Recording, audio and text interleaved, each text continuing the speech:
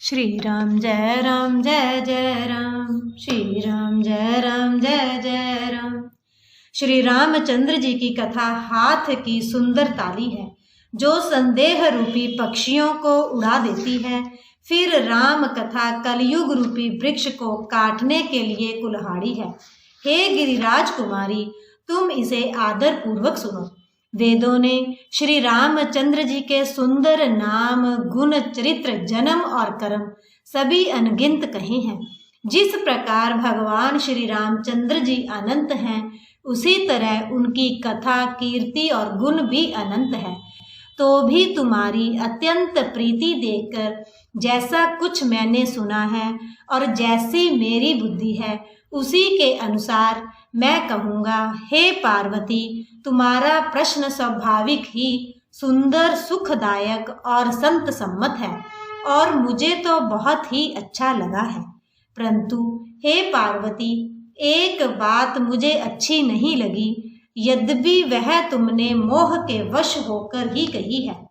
तुमने जो ये कहा कि वे राम कोई और हैं, जिन्हें वेद गाते और मुनिजन जिनका ध्यान करते हैं, जो मोह रूपी पिशाच के द्वारा ग्रस्त हैं, पाखंडी हैं, भगवान के चरणों से विमुख हैं और जो झूठ सच कुछ भी नहीं जानते, ऐसे अधम मनुष्य ही इस तरह कहते सुनते हैं।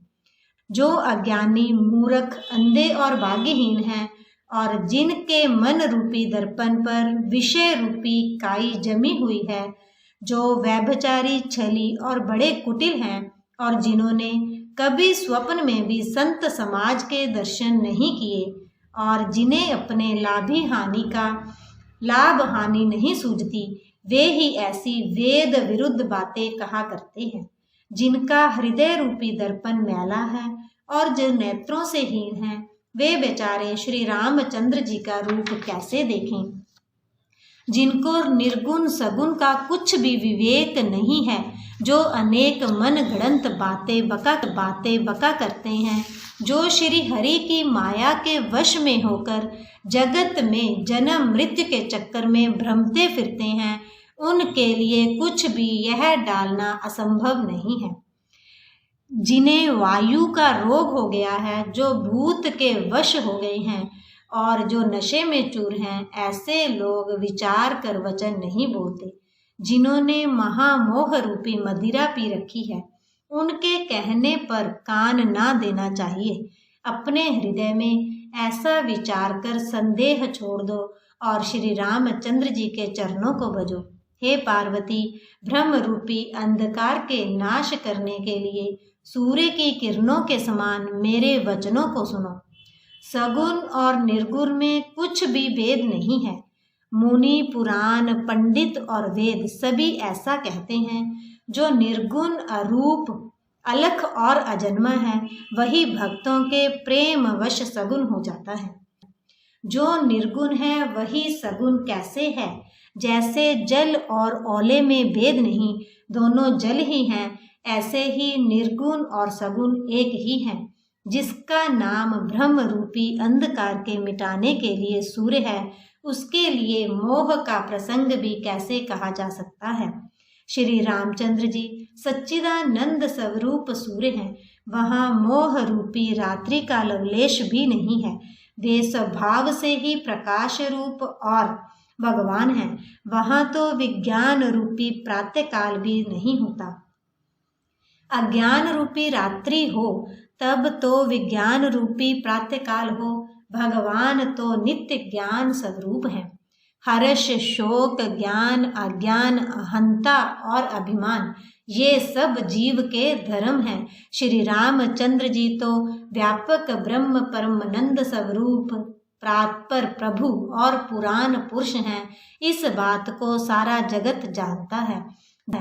जो पुरुष प्रसिद्ध हैं, प्रकाश के भंडार हैं, सब रूपों में प्रकट हैं, जीव, माया और जगत सब के स्वामी हैं, वे ही रघुकुल मणि श्री रामचंद्र जी मेरे स्वामी हैं।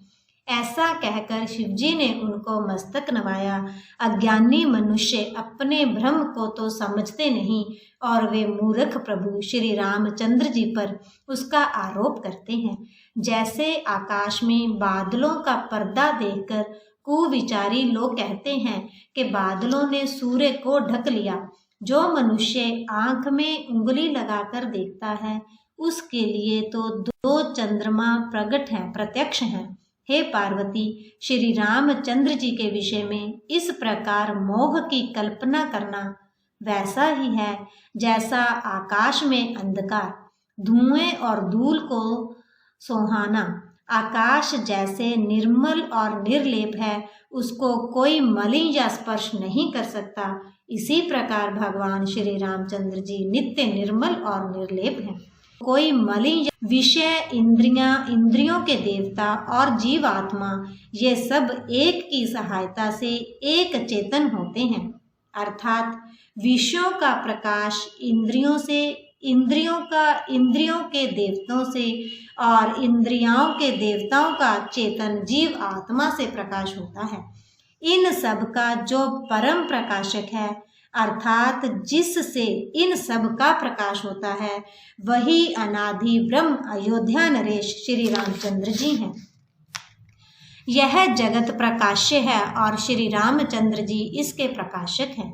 वे माया के स्वामी और ज्ञान तथा गुणों के धाम हैं, जिनकी सत्ता से मोह की सहायता पाकर जड़ माया भी सत्य सी भासित होती है। जैसे सीप में चांदी की और सूर्य की किरणों में पानी की बिना हुए भी प्रतीति होती है, यद्यपि यह प्रतीति तीनों कालों में झूठ है, तथापि इस भ्रम को कोई हटा नहीं सकता। इसी तरह यह संसार भगवान के आश्रित रहता है, यद्यपि यह असत्य है तो भी दुख तो देता ही है। जिस तरह स्वप्न में कोई सिर काट ले तो बिना जागे वह दुख दूर नहीं होता। हे पार्वती, जिनकी कृपा से इस प्रकार का भ्रम मिट जाता है, वही कृपालु श्री रघुनाथ जी हैं, जिनका आदि और अंत किसी ने नहीं जान पाया। वेदों ने अपनी बुद्धि से अनुमान करके इस प्रकार नीचे लिखे अनुसार गाया है। वह ब्रह्म बिना ही पैर के चलता है, बिना ही कान के सुनता है, बिना ही हाथ के नाना प्रकार के काम करता है, बिना मुंह के ही सारे रसों का आनंद लेता है और बिना ही वाणी के बहुत योग्य बकता है। वह बिना ही शरीर के स्पर्श करता है, बिना आँखों के देखता है और बिना ही नाक के सब गंधों को ग्रहण करता है। उस ब्रह्म की करनी सभी प्रकार से ऐसी अलौकिक है कि जिसकी महिमा कही नहीं जा सकती, जिसका वेद और पंडित इस प्रकार वर्णन करते हैं और मुनि जिसका ध्यान करते हैं, वही दशरथ नंदन भक्तों के हितकारी अयोध्या के स्वामी भगवान श्री रामचंद्र जी हैं। हे पार्वती, जिनके नाम के बल से काशी में मरते हुए प्राणी को देखकर मैं उसे राम मंत्र देकर शोक रहित कर देता हूँ, मुक्त कर देता हूँ, वही मेरे प्रभु रघु श्रेष्ठ श्री रामचंद्र जी जड़ चेतन के स्वामी और सबके हृदय के भीतर की जानने वाले हैं। विवश होकर बिना इच्छा के भी जिनका नाम लेने से मनुष्यों के अनेक जन्मों के किए हुए पाप जल जाते हैं, फिर जो मनुष्य आदर पूर्वक उनका स्मरण करते हैं, वे तो संसार रूपी दुस्तर समुद्र को गाय के खुर के समान बने हुए गड्ढे के समान पार कर जाते हैं। हे पार्वती, वही परमात्मा श्री रामचंद्र जी हैं। उनमें ब्रह्म देखने में आता है। तुम्हारा ऐसा कहना अत्यंत ही अनुचित है। इस प्रकार का संदेह मन में लाते ही मनुष्य के ज्ञान, वैराग्य आदि सारे सद्गुण नष्ट हो जाते हैं। शिवजी के ब्रह्मनाशक वचनों को सुनकर पार्वती जी के सब कुतर्कों की रचना मिट गई। श्री रघुनाथ जी के चरणों में उनका प्रेम और विश्वास हो गया और कठिन असंभावना, जिसका होना संभव नहीं, ऐसी मिथ्या कल्पना जाती रही। बार बार स्वामी शिव जी के चरण कमलों को पकड़कर और अपने कमल के समान हाथों को जोड़कर पार्वती जी मानो प्रेम रस में सान कर सुंदर वचन बोली। आपकी चंद्रमा की किरणों के समान शीतल वाणी सुनकर मेरा अज्ञान रूपी शरद ऋतु की धूप का भारी ताप मिट गया। हे कृपालु, आपने मेरा सब संदेह हर लिया। अब श्री रामचंद्र जी का यथार्थ स्वरूप मेरी समझ में आ गया। हे नाथ, आपकी कृपा से अब मेरा विषाद जाता रहा और आपके चरणों के अनुग्रह से मैं सुखी हो गई। यद्यपि मैं स्त्री होने के कारण स्वभाव से ही मूर्ख और ज्ञानहीन हूँ, तो भी अब आप मुझे अपनी दासी जानकर, हे प्रभु, यदि आप मुझ पर प्रसन्न हैं तो जो बात मैंने पहले आपसे पूछी थी वही कहिए। यह सत्य है कि श्री रामचंद्र जी ब्रह्म हैं, ज्ञान स्वरूप हैं, अविनाशी हैं, सब से रहित और सबके हृदय रूपी नगरी में निवास करने वाले हैं। फिर हे नाथ, उन्होंने मनुष्य का शरीर किस कारण से धारण किया? हे धर्म की ध्वजा धारण करने वाले प्रभु, यह मुझे समझाकर कहिए। पार्वती के अत्यंत नम्र वचन सुनकर और श्री रामचंद्र जी की कथा में उनका विशुद्ध प्रेम देखकर तब कामदेव के शत्रु स्वाभाविक ही सुजान कृपा निधान शिव जी मन में बहुत ही हर्षित हुए और बहुत प्रकार से पार्वती की बड़ाई करके फिर बोले, हे पार्वती, निर्मल रामचरितमानस की वह मंगलमयी कथा सुनो जिसे कागभसुंडी जी ने विस्तार से कहा और पक्षियों के राजा गरुड़ जी ने सुना था।